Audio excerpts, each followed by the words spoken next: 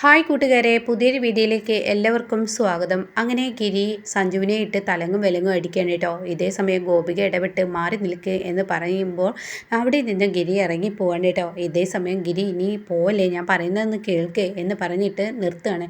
എന്നിട്ട് എന്താ മാഡം എന്ന് ചോദിക്കുമ്പോൾ, അതെ ഇവിടെ സഞ്ജയ് തെറ്റുകാരനല്ല, നീ അറിയാതെയും കണ്ട് എടുത്തു ചാടി സഞ്ജുവിനോട് ഇങ്ങനെയൊന്നും പെരുമാറല്ലേ എന്ന് പറയുമ്പോൾ സഞ്ജു ഒന്നും അറിയാത്തതുപോലെ ഞാൻ തെറ്റുകാരനല്ല എന്ന് പറഞ്ഞ് ഗിരിക്ക് മുന്നിൽ വരുമ്പോൾ ഗിരി പറയണേ, ആ കണ്ട മരുന്ന് കടത്തിയത് നീ അല്ലാതെ പിന്നെ ആരാടാ എന്ന് പറയുമ്പോൾ ഗോപിക പറയണേ, അത് ആ ഡ്രൈവറാണെന്ന് പറയാൻ കേട്ടോ. ഇത് കേൾക്കുന്ന ഗിരി ഞെട്ടിപ്പോവാണ്. ഈ സമയം അവിടെ സഞ്ജയിനെ കുറ്റക്കാരനാക്കാൻ ഗോപിക സമ്മതിക്കില്ല കേട്ടോ. ഇവിടെ കുറ്റക്കാരൻ ആ ഡ്രൈവറാണ്. സഞ്ജുവിൻ്റെ പേര് പറഞ്ഞ് പോലീസ് പിടിക്കപ്പെട്ടപ്പോൾ പെട്ടെന്ന് അങ്ങ് സഞ്ജുവിൻ്റെ പേര് പറഞ്ഞ് അയാൾ മനഃപൂർവ്വം സഞ്ജുവിനെ കുടുക്കിയതാണ് എന്നുള്ള സത്യം കൂടിയും പറയട്ടോ. അപ്പോൾ ഈ സമയം എനിക്ക് വിശ്വസിക്കാൻ തോന്നുന്നില്ല.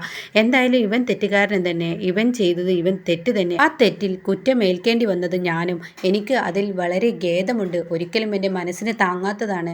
കാരണം മയക്കുപൊടി മൈദപ്പൊടിയാക്കിയെടുത്ത എൻ്റെ ആ ബുദ്ധിയുണ്ടല്ലോ, അത് വല്ലാത്തൊരു ക്രിമിനൽ ബുദ്ധിയായി പോയി എന്ന് പറഞ്ഞ് സങ്കടത്തോടു കൂടി ഗിരി അവിടെ നിന്നും ഇറങ്ങുമ്പോൾ സഞ്ജയോട് ഗോപിക പറയാണ്, എന്തായാലും മോനെ, അവൻ നിന്നെ സംശയിച്ചോ? ഇനി നിന്നോട് എനിക്ക് പറയാനുള്ളത്, നീ തെറ്റിലോട്ട് പോകണ്ട. തെറ്റിലോട്ട് പോയി കഴിഞ്ഞാൽ നിന്നെ അവൻ കൂടുതൽ സംശയിക്കും. അതുകൊണ്ട് തന്നെ നീ തെറ്റ് ചെയ്താതെ നല്ല കുട്ടിയായിക്കോ. അപ്പോൾ ആ ഡ്രൈവറോട് ചോദിക്കില്ലേ, ഡ്രൈവറെ ഞാൻ എന്നോ ഹൈദരാബാദിലോട്ട് കടത്തി, അതുകൊണ്ട് തന്നെ അവൻ ഇനി പറയില്ല. അതുകൊണ്ട് മോനെ, നീ ഞാൻ പറയുന്നത് പോലെ കേൾക്കുകയെന്ന് പറയാൻ കേട്ടോ.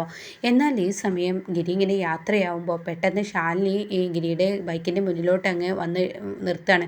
ഈ സമയം ഗിരിക്കൊന്ന് ദേഷ്യം പിടിക്കുന്നുണ്ട്. അപ്പോൾ ശാലിനിയാണെന്ന് അറിയില്ല. അങ്ങനെ ശാലിനി വണ്ടിയിൽ നിന്ന് ഇറങ്ങുമ്പോൾ ഗിരി ചെറിയൊരു പുഞ്ചിരിയോടുകൂടി ശാലിനിയെ നോക്കുമ്പോൾ ശാലിനി തിരിച്ചു നോക്കണം കേട്ടോ. അങ്ങനെ ഗിരി, നിന്നെ കാണാൻ വേണ്ടി വന്നതാണ്. എന്തായാലും നീ എന്ത് വിഡ്ഢിത്തരമാണ് ചെയ്തത്? ആ സഞ്ജയ്, അവനെപ്പോലെ ഒരു ക്രിമിനലിന് വേണ്ടി നീ എന്തിനാണ് ഈ കുറ്റം ഏറ്റെടുത്തത്? ഞാൻ ലക്ഷങ്ങൾ വാരിയെറിഞ്ഞാണ് ഒരു വക്കീലിനെ ആക്കിയത്. ഇനി ഇങ്ങനെയുള്ള അബദ്ധങ്ങളൊക്കെ ചെയ്യുമ്പോൾ എന്നോടൊന്ന് ചോദിക്കട്ടെ എന്ന് ശാലിനി പറയുമ്പോൾ ഉടൻ തന്നെ അവിടെ ഗിരി പറയാണ്, എന്തായാലും ഞാൻ ചെയ്തല്ലോ. എന്തായാലും മയക്കുപൊടി അവനെ രക്ഷിക്കാൻ വേണ്ടി, ഗോപാൽജിയുടെ ഭാവി നോക്കി അവനെ രക്ഷിക്കാൻ വേണ്ടി. ഗോപാൽജി നല്ലൊരു മനുഷ്യനാണ്. ഗോപാൽജി രാഷ്ട്രീയത്തിൽ ഇറങ്ങിക്കഴിഞ്ഞാൽ പല ആളുകൾക്കും പല ഉപകാരങ്ങളും ഉണ്ടാവും. അതുകൊണ്ട് ആ ഗോപാൽജിയുടെ നല്ല മനുഷ്യ സ്വഭാവം കണ്ടിട്ടാണ് ഞാൻ സഞ്ജയിനെ രക്ഷിച്ചത്. കാരണം സഞ്ജയ് ഒരു കുറ്റക്കാരനായി കഴിഞ്ഞാൽ ഗോപാൽജിയുടെ രാഷ്ട്രീയ ഭാവിയിൽ അത് ബാധിക്കുമെന്ന് അറിയാവുന്നത് കൊണ്ടാണ് രക്ഷിച്ചത്. അതൊക്കെ ശരിയായിരിക്കാം, പക്ഷേ സഞ്ജയ് ഒരു വൃത്തികെട്ടവനാണ്.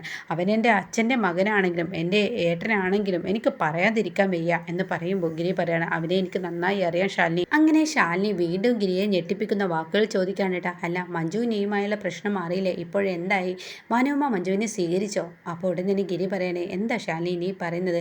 അത് എത്ര വർഷങ്ങൾക്ക് മുന്നേയുള്ള പകയാണ്. അച്ഛനെ കൊന്ന് മഞ്ജുവിൻ്റെ വീട്ടുകാരാണെന്നുള്ള ആ തെറ്റിദ്ധാരണ കൊണ്ട് തന്നെ അമ്മ ഒരിക്കലും മഞ്ജുവിനെ സ്വീകരിക്കില്ല. അതുകൊണ്ട് തന്നെ അവിടെ ആ ഒരു പ്രശ്നമുണ്ട് എന്ന് പറയുമ്പോൾ, അമ്മയല്ലല്ലോ സ്വീകരിക്കേണ്ടേ ഗിരി, നീയല്ലേ സ്വീകരിക്കേണ്ടേ? നിൻ്റെ ഭാര്യയല്ലേ മഞ്ജു, അവളെ സംരക്ഷിക്കേണ്ടത് നീയല്ലേ എന്ന് പറയുമ്പോൾ ഗിരി ആകെ ഞെട്ടി നിൽക്കണം കേട്ടോ. എന്നിട്ട് ഗിരി പറയണേ, ശാലിനി നീ ഇത്രത്തോളം മാറിയല്ലോ. എന്തായാലും നിൻ്റെ മാറ്റം എന്നെ വല്ലാതെ ഞെട്ടിച്ച് കളഞ്ഞു.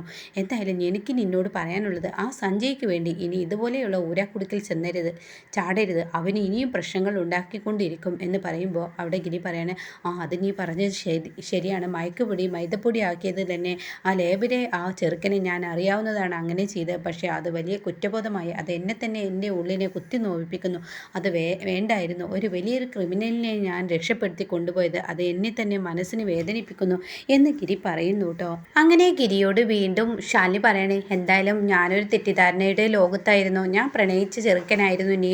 കുഞ്ഞുനാളിലെ നിന്നെ മോഹിച്ചു. പക്ഷേ പെട്ടെന്നൊരു പെണ്ണ് വന്ന് നിന്നെ വിവാഹം കഴിച്ചപ്പോൾ അത് ഗിരി നിനക്ക് പറഞ്ഞാൽ മനസ്സിലാവില്ല. ഏത് പെണ്ണിനും വരുന്ന ഒരു ഈഗോ ആണ് എൻ്റെ ഉള്ളിലും വന്നത്. പക്ഷേ അതിനെ പൊരുത്തപ്പെടാൻ ഞാൻ ശ്രമിച്ചു.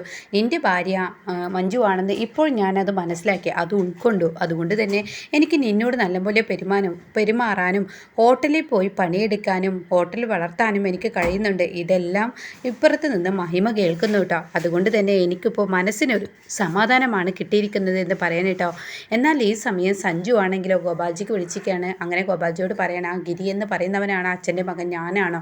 അവൻ എന്നെ വീട്ടിൽ കയറി തല്ലിയിരിക്കുന്നു, എന്നിട്ടും അച്ഛൻ ഒന്നും മിണ്ടാതിരിക്കുന്നത് അതെനിക്ക് കേൾക്കാൻ പറ്റുന്നില്ല. അപ്പോൾ ഉടൻ തന്നെ നീ അവനോട് മാപ്പ് പറയണം എന്നാണ് ഗോപാൽജി സഞ്ജയോട് തിരിച്ച് പറഞ്ഞിരിക്കുന്നത് കേട്ടോ. അങ്ങനെ സഞ്ജയ് തൻ്റെ ഫോൺ എറിഞ്ഞ് പൊട്ടിക്കുകയാണ്. അപ്പോഴേക്കും ഗോപിക അങ്ങോട്ടേക്ക് ഓടി വരികയാണ്. അങ്ങനെ ഗോപിക ചോദിക്കുകയാണ്, എന്താണ് എന്ന് പറയുമ്പോൾ, ചാച്ചു എൻ്റെ അച്ഛൻ എന്നോട് പറയണേ ഗിരിയോട് മാപ്പ് പറയണം. എന്താ ഇപ്പോൾ അവൻ നിന്നെ വീട്ടിൽ കയറി തല്ലിയിട്ടും അവനോട് മാപ്പ് പറയണം കളയണമെന്നാണ് നിൻ്റെ അച്ഛൻ പറഞ്ഞത്. ആ അതാണ് എന്നെ സഹിക്കാൻ കഴിയാത്തത്, എനിക്ക് ഇപ്പോഴും ദേഷ്യം വരുന്നത് അതാണ്. അത് കേൾക്കുന്ന ശാലിനി അങ്ങ് കേട്ട് വന്നിട്ട് അതിൽ യാതൊരു തെറ്റുമില്ല, അച്ഛന് ബുദ്ധിയുണ്ട്. നിന്നെപ്പോലെ ഒരു മകനെ വെറുതെ വളർത്തിയുണ്ടാക്കുകയാണ്, പേരുദോഷം മാത്രം ഉണ്ടാക്കാൻ പറ്റിയ ഒരു സാധനം. ആ ഗിരി എന്ന് പറയുന്നവൻ നിന്നെ ഇവിടെ കയറി അടിച്ചപ്പോൾ നീ അത് കൊണ്ടു, എന്നിട്ട് അത് കൊണ്ടു നിന്നല്ലാതെ തിരിച്ചൊന്നും കഴിഞ്ഞില്ല. എന്നിട്ട് അച്ഛനോടും ബാക്കിയുള്ളവരോടും നീ കിടന്ന് ചിലച്ചിട്ടെന്താ കാര്യം? അപ്പോഴേക്കും ഷാനി എൻ്റെ കയ്യിൽ നിന്ന് നീ പേടിക്കണം, എനിക്ക് ദേഷ്യം പിടിക്കുന്നു. അപ്പോഴേക്കും ഗോപിക പറയാൻ മിണ്ടാതിരിക്കുക എന്ന് പറയുമ്പോൾ ഉടൻ തന്നെ അവിടെ ചാച്ചു ഒന്ന് മിണ്ടാതിരിക്കുക എന്നിങ്ങനെ സഞ്ജയ് പറയുന്നുണ്ട് കേട്ടോ. അപ്പോൾ ഉടൻ തന്നെ അവിടെ ഷാനി പറയണേ, ചാച്ചു ഞാൻ പറയുന്നതൊന്ന് കേൾക്ക്, ഇവന് വളയും മാലയും ഒന്നും ഇട്ട് കൊടുക്കുക, ഇവന് വളയും മാലയും ഒരു സാരിയൊക്കെ വാങ്ങി കൊടുക്കുന്നതായിരിക്കും. ഇവനൊരാണാണോ? സമൂഹത്തിന് തന്നെ അപമാനം. എടി നീ എന്താടി പറഞ്ഞത്? ഞാൻ നിൻ്റെ ആരാടി? ഞാൻ നിൻ്റെ ചേട്ടനല്ലേ എന്ന് പറഞ്ഞിട്ട് മുടിക്കുത്തിൽ അങ്ങ് ഷാലിനിയുടെ പിടിക്കാനായിട്ട്. അപ്പോഴേക്കും ചാച്ചു വേറിടിപ്പിക്കാണ്. മതി, നിർത്ത് മതി എന്ന് പറയണേ. നിങ്ങളൊരു അച്ഛൻ്റെ 2 മക്കളാണെന്ന് ചിന്തിക്കണം, ഒരു ചോരയാണ് അത് നിങ്ങൾ മനസ്സിലാക്കണം. അത് മനസ്സിലാക്കാതെ കണ്ട് ഇങ്ങനെ പെരുമാറിക്കഴിഞ്ഞാൽ മറ്റുള്ളവർക്ക് പറഞ്ഞു ചിരിക്കുക ഒരു പരിഹസ കഥാപാത്രമായി മാറും, അത് നീ ഓർത്തോ എന്നൊക്കെ പറഞ്ഞിട്ട് ചാച്ചു 2 പേരെയും ഉപദേശിക്കുമ്പോൾ ഷാലി പറയണേ, അതൊക്കെ എനിക്ക് നന്നായി അറിയാം, പക്ഷേ ഇവൻ്റെ കാര്യം പറയാൻ വയ്യ.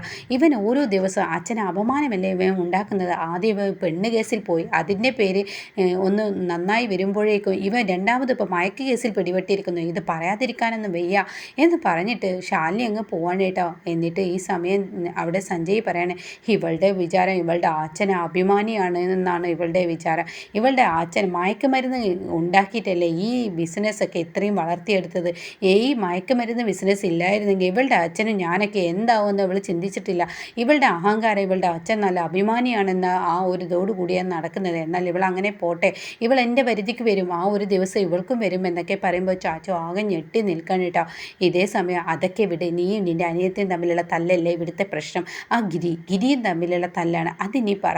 ആ ഗിരിയെ എൻ്റെ കാൽക്കീഴിൽ കൊണ്ടുവരാൻ എനിക്കറിയാം. അതെങ്ങനെ? അവളുടെ അവൻ്റെ അനിയത്തി അവളില്ലേ സ്വപ്ന വഴി ഞാൻ അവനെ എൻ്റെ കാൽക്കീഴിൽ കൊണ്ടുവരുമെന്ന് പറയുമ്പോൾ ചാച്ചുവിന് ഒരുപാട് സന്തോഷമാവാണ് കേട്ടോ.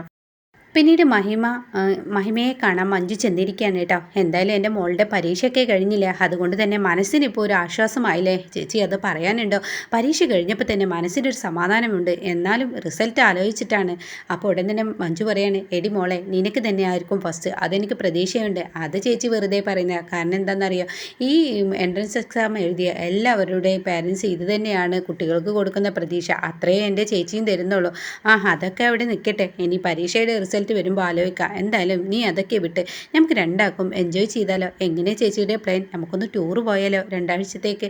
അതിന് ചേച്ചിയുടെ വീട്ടുകാർ വിടുമോ? പിന്നെ വിടാതെ അതിന് ആ ഭാനുമ്മ സമ്മതിക്കോ? ഭാനുമായിട്ട് സമ്മതം എന്തിനാ? എനിക്കെൻ്റെ ഗിരിയേട്ടൻ്റെ സമ്മതം പോരെ. ഗിരിയേട്ടൻ സമ്മതിക്കോ? ഗിരിയേട്ടൻ സമ്മതിക്കും. എനിക്ക് തോന്നുന്നില്ല ഗിരിയേട്ടൻ സമ്മതിക്കുമെന്ന്. തോന്നുന്നുണ്ടടി, എൻ്റെ ഗിരിയേട്ടൻ ഞാൻ പറഞ്ഞാൽ സമ്മതിക്കും, അതെനിക്ക് ഉറപ്പാണ് എന്ന് മഞ്ജു പറയുമ്പോൾ എന്നാൽ ചേച്ചി ഞാനൊരു കാര്യം പറയട്ടെ, ഞാനും ചേച്ചിയുമായി ഒരു ടൂർ പോയി വരുമ്പോഴേക്കും ഗിരിയേട്ടൻ ഒരു പക്ഷേ ചേച്ചിയെ ഡിവേഴ്സ് ചെയ്യിപ്പിക്കാനുള്ള പരിപാടിയൊക്കെ ആ വീട്ടുകാർ ചെയ്തു കൂട്ടുന്നുണ്ട്. ഷാലിനിയും ഗിരിയേട്ടനുമായുള്ള ആ കൊഞ്ചിക്കൊഴയിലും അവർ അധികം കൂടുതൽ അടുക്കുന്നതും അതൊക്കെ പ്രശ്നമാണ്. അത് നീ പറയുന്നത് പോലെയൊന്നുമല്ല എന്നിങ്ങനെ പറയുമ്പോൾ എനിക്കറിയാം ചേച്ചി ഇങ്ങനെയൊക്കെ തന്നെ പറയുള്ളൂ എന്ന്, അതുകൊണ്ട് ചേച്ചി ഒന്ന് സൂക്ഷിക്കുന്നത് നല്ലതാണ്. അവരെല്ലാവരും ഗിരിയേട്ടനിൽ നിന്നും ചേച്ചിയെ അടർത്തി മാറ്റാനും ഷാലിനി അവിടുത്തെ മരുമക്കളാക്കാനും നോക്കുന്നുണ്ട്. അത് ചേച്ചി മനസ്സിലാക്കുന്ന ഒന്നും നല്ലതാണ് എന്ന് പറയാൻ കേട്ടോ. എന്നാൽ ഈ സമയം ഗിരിയുടെ മുന്നിലോട്ട് മഹിമ ചെല്ലാണ്. അങ്ങനെ മഹിമ അങ്ങനെ ബൈക്കിന് കൈ കാട്ടാണ്. അപ്പോൾ ഗിരി നിന്നെ കണ്ടല്ലോ എന്ന സന്തോഷത്തോടു കൂടി നിൽക്കുമ്പോൾ മഹിമ പറയണേ, ഞാൻ നിങ്ങളോട് ഒരു കാര്യം പറയാൻ വന്നതാണ്. നിങ്ങളെ എൻ്റെ ചേച്ചി ആത്മാർത്ഥമായി സ്നേഹിക്കുന്നുണ്ട്, എന്നാൽ ആ വീട്ടുകാർ എൻ്റെ ചേച്ചിയെ സ്നേഹിക്കുന്നില്ല. അത് പറയാനാണ് നീ വന്നത്? അല്ല, ഞാൻ പറയാൻ വന്നത് ആ ഷാലിനിയെ നിങ്ങൾ വിശ്വസിച്ച് പിന്നാലെ കൂട്ടരുത്. അപ്പോൾ ഇത് കേൾക്കുന്ന ഗിരി പറയണേ, നിനക്കും തുടങ്ങിയോ നിൻ്റെ ചേച്ചിയെ പോലെ ഇങ്ങനെ ഒരു സംശയരോഗം? അല്ല, തുടങ്ങിയതല്ല, ഉള്ളത് പറഞ്ഞതാണ്. ഷാലിനിയുടെ ഉള്ളിലിരിപ്പ് മനസ്സിലാക്കണം. ഷാലിനി ഗിരിയേട്ടനോട് പെരുമാറുന്നത് വേറൊരു അർത്ഥത്തിലാണ്. ഷാലിനി ഗിരിയേട്ടനുമായിട്ടുള്ള ആ കൂട്ടുകൂട്ട് കൂടുതലായി കഴിഞ്ഞാൽ അത് ആപത്താണ് എന്ന് പറയുമ്പോൾ ഞാനൊരു കാര്യം പറയട്ടെ നിന്നോട്, ഞാൻ നിൻ്റെ ചേച്ചിയെ കല്യാണം കഴിച്ചു എന്നുള്ളത് സത്യം തന്നെ. നിൻ്റെ ചേച്ചി തന്നെ, പക്ഷേ അവളിപ്പോൾ എൻ്റെ ഒരു ഭാര്യയാണ്, അത് നീ മനസ്സിലാക്കണം. അവളെ എങ്ങനെ നോക്കണം എങ്ങനെ നോക്കണ്ട എന്നൊക്കെ ഞാൻ തീരുമാനിച്ചോളാം എന്ന് പറയുമ്പോൾ മഹിമ പറയാണ്, കാര്യമൊക്കെ ശരി, ഷാലിനിയെ വിശ്വസിക്കുന്നില്ലെങ്കിലും ഷാലിനി നേരത്തെ ഗിരിയേട്ടൻ്റെ കൈകളിൽ കയറി പിടിച്ച് ചോദിച്ചല്ലോ, എൻ്റെ ഹോട്ടലിലോട്ട് മഞ്ജുവിനെയും കൂട്ടി ഒന്ന് വായോ എന്നൊക്കെ പറഞ്ഞ് ഗിരിയേട്ടൻ അവളുടെയും കൈ തിരിച്ചു പിടിച്ചല്ലോ. ആ വന്നേക്കാം എന്ന് പറഞ്ഞ് ദേ നീ ആവശ്യമില്ലാത്ത സംസാരങ്ങൾ വേണ്ട. അവൾ എന്നോട് പറഞ്ഞപ്പോൾ ഞാൻ ആ സന്തോഷത്തിൽ അവളോട് തിരിച്ചു കൊടുത്ത. എന്നാൽ ഗിരിയേട്ടൻ അവളെ കാണുന്നത് അനിയത്തിയോ പെങ്ങളോ എങ്ങനെയെങ്കിലൊക്കെ ആയിട്ടായിരിക്കും. പക്ഷേ അവൾ ഗിരിയേട്ടനെ കാണുന്നത് ഏതർത്ഥത്തിലാണെന്ന് ഗിരിയേട്ടൻ ഒന്ന് ചിന്തിക്കുന്നത് നല്ലതായിരിക്കും എന്ന് പറയണ കേട്ടോ. എന്നാൽ ഈ സമയം ഗിരി പറയണേ, അതെ നിൻ്റെ ചേച്ചിയുടെ പ്രശ്നമല്ലേ നിനക്ക്. നിൻ്റെ ചേച്ചി എൻ്റെ ഭാര്യയാണ്. അവളെ എങ്ങനെ നോക്കണം അവളെ എങ്ങനെ നോക്കണ്ട എന്ന് തീരുമാനിക്കുന്നത് ഞാനാണ്. നിന്നേക്കാൾ കൂടുതൽ നല്ല സ്നേഹത്തോടു കൂടി തന്നെ അവളെ ഞാൻ നോക്കും. അവളുടെ കാര്യത്തിൽ അനിയത്തിയായി നീ ഇടപെടേണ്ട എന്ന് പറഞ്ഞ ഉടനെ മഹിമ പറയണേ, എന്നാൽ ഇക്കാര്യം സ്വപ്നയോടും കൂടി ഒന്ന് പറഞ്ഞേക്ക്. എൻ്റെ ഭാര്യയുടെ കാര്യത്തിൽ നീ ഇടപെടണ്ട എന്ന് സ്വപ്നയോട് പറയാൻ കഴിയുമോ എന്ന് ഗിരിയോട് ചോദിക്കുമ്പോൾ ഗിരി പറയണം, ഞാൻ എന്നോട് സംസാരിക്കാനൊന്നുമില്ല, ഞാൻ പോകുന്നു എന്ന് പറഞ്ഞ് ഗിരി പെട്ടെന്ന് മഹിമയുടെ മുന്നിൽ നിന്ന് രക്ഷപ്പെടണം കേട്ടോ. ഇതേ സമയം സ്വപ്നയാണ് കാണിക്കുന്നത്. സ്വപ്ന സഞ്ജയുടെ വീട്ടിലോട്ട് വന്നിരിക്കണം.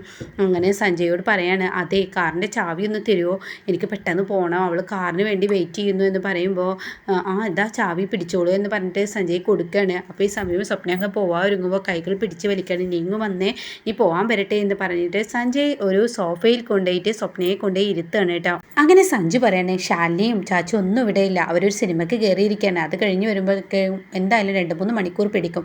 അതുകൊണ്ട് തന്നെ നീ ഇവിടെ ഇരിക്കുക എന്ന് പറയുമ്പോൾ, ഈശ്വര ഇവൻ രണ്ടും കൽപ്പിച്ചാണല്ലോ ഇവന് എൻ്റെ അടുത്തോട്ട് വന്നിരിക്കുന്നത്, ഞാൻ എങ്ങനെ ഇതിൽ നിന്ന് രക്ഷപ്പെടും എന്നിങ്ങനെ സ്വപ്ന മനസ്സുകൊണ്ട് ഇങ്ങനെ തീരുമാനിക്കുമ്പോൾ, എന്താണോ ഞാൻ പറഞ്ഞതിന് മറുപടി പറയാത്തതെന്ന് പറയുമ്പോൾ സ്വപ്ന സഞ്ജയിൽ നിന്ന് രക്ഷപ്പെടാനുള്ള ആ അടവുമായി മുന്നോട്ട് വരുന്ന ആ ഒരു സീനിലാണ് കേട്ടോ എപ്പിസോഡ് നിർത്തിയിരിക്കുന്നത്.